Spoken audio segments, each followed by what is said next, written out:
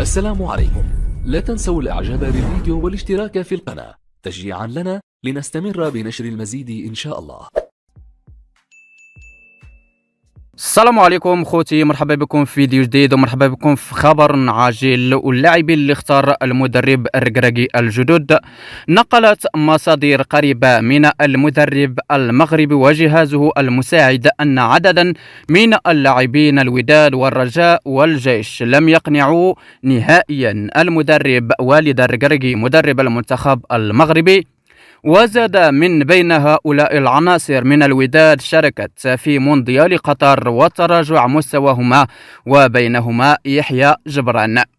وأكد المصادر أن لاعبين اثنين فقد جذبا أنظار المدرب وليد الركراكي، منهم حريص المرمى الوداد يوسف مطيع وزين الدين الدراك لاعب وسط الجيش الملكي.